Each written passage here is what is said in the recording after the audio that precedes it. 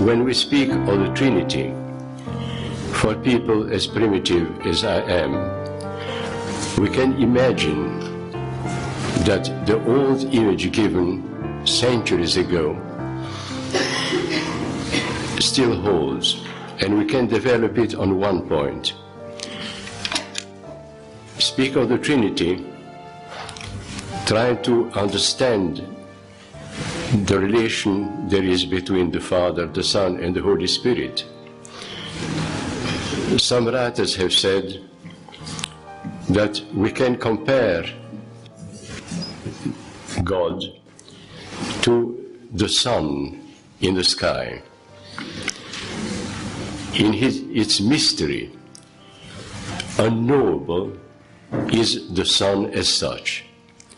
No one of us will ever be able to participate to the nature of the sun, but he becomes accessible to us in the light and in the warmth. The light is something which we perceive with our senses,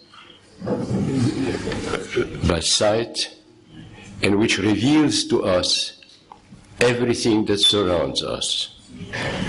We do not see the light as such, but it is in the light that things are revealed to us.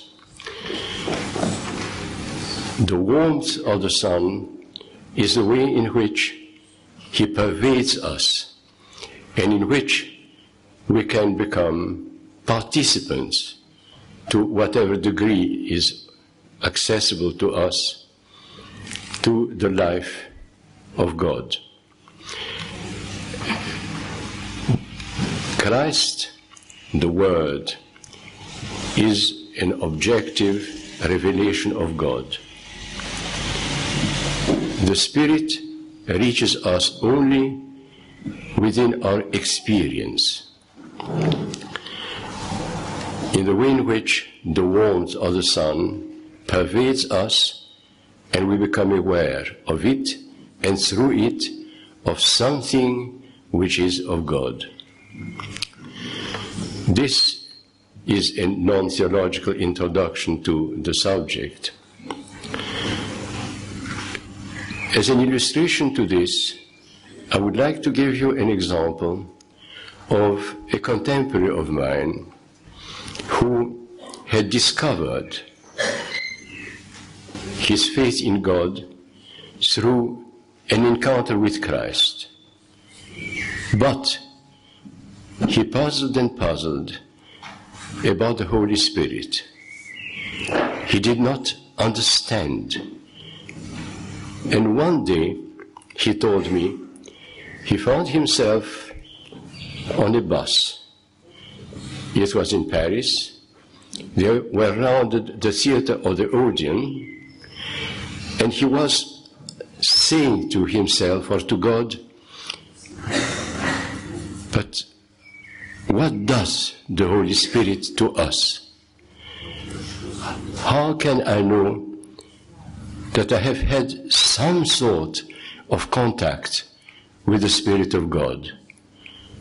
And all of a sudden, he felt he was unexpectedly to himself filled with a love of the creation and a love of the human beings that were surrounding him in a way in which he had never known he could.